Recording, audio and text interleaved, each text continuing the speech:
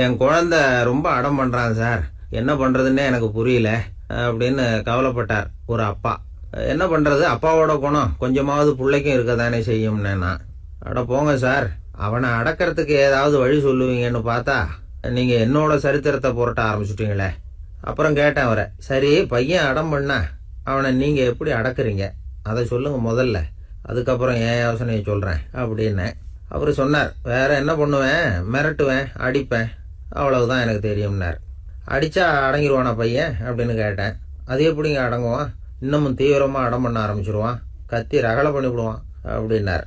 குழந்தை அடம் பண்றானேங்கிற கவலை பல குடும்பங்கள்ல உள்ள ஒரு பிரச்சனை தான். இதுக்கு இப்போ மருத்துவர்கள் ஒரு சுலபமான வழியை சொல்றாங்க. அது என்னன்னா, ஒரு குழந்தை அடம் பண்ணிச்சுன்னா அதை அடிக்கப்படாதான், அதுக்கு பதிலாக வேற ஒரு காரியம் பண்ணலாமா. அது என்னன்னா, குடும்பத்தில் இருக்கிற எல்லாரும் ஒன்று சேர்ந்து அந்த குழந்தைகிட்ட கொஞ்ச நேரம் பேசாமல் இருந்தோம்னுமா, பேச்சை நிறுத்திக்கணும். குழந்தையால பேசாமல் இருக்க முடியாது, அது யோசனை பண்ணும், தன்னுடைய தவறை உணர்ந்து அது வருந்த ஆரம்பிக்கும். இப்படி தொடர்ந்து செஞ்சுக்கிட்டு வந்தா குழந்தை கொஞ்ச நாளில் அடம் பண்ணுறதை நிறுத்திவிடுமா. இது டாக்டர்கள் இப்போ சொல்லி கொடுக்குற ஒரு யோசனை. அதே மாதிரி சில குழந்தைகள் சரியான காரணம் இல்லாமல் அடம் பண்ணணுங்கிறதுக்காகவே கத்துது பாருங்க, அதை நிறுத்துறதுக்கு கூட ஒரு வழி இருக்குது. அது என்ன வழின்னா, அது அழற சமயத்தில் அந்த சத்தத்தை ஒரு டேப் ரெக்கார்டர் மூலமாக பதிவு பண்ணி வச்சுக்கணும். குழந்தை கத்த ஆரம்பிக்குதுன்னு வைங்க, உடனே ஏற்கனவே பதிவு பண்ணி வச்சிருக்கிற அழுகை சத்தத்தை போட்டு அந்த குழந்தை காதில் விழறது மாதிரி பண்ணணும். தன்னுடைய அழுகை சத்தத்தை கேட்க ஆரம்பித்த உடனே அந்த குழந்தை தான் அழறதை நிறுத்திக்குமா. சில குழந்தைகள் சாப்பிட மாட்டேன்னு அடம் பண்ணும். வளர்ந்த குழந்தைய வற்புறுத்தி சாப்பிட சொல்லக்கூடாது.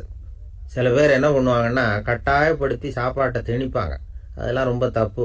குழந்தைக்கு விவரம் தெரிஞ்சதுக்கு அப்புறம் சாப்பாட்டு விஷயத்துல நீங்க தலையிட வேண்டிய அவசியமே இல்லை. பசிச்சா சாப்பிடணுங்கிறது அதுக்கு புரியும். அது தானாவே சுதந்திரமா எடுத்து போட்டு சாப்பிட்றதுக்கு அனுமதிக்கணும். நீங்க போய் அதுகிட்ட நின்றுட்டு சாப்பிடு சாப்பிடு அப்படின்னு வற்புறுத்திக்கிட்டு இருக்கக்கூடாது. நீங்க அதை வற்புறுத்தாம இருந்தா அது உங்களை வித்தியாசமா பார்க்க ஆரம்பிக்கும். உண்மையிலேயே பசி இருந்ததுன்னா தனக்கு எவ்வளவு தேவையோ அவ்வளவு எடுத்து போட்டுக்கிட்டு அந்த குழந்தை சாப்பிட்டுக்கும், எந்த பிரச்சனையும் இருக்காது. ஆக இது மாதிரியான சில நுட்பங்களை நாம மனசுல வச்சுக்கணும்.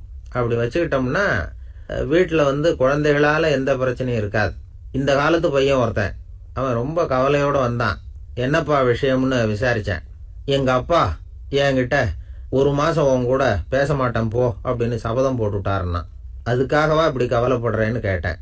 இல்லைங்க, அந்த 1 மாத கெடு இன்னையோட முடியுது, அதுக்காக கவலைப்படுறேன் அப்படின்னா.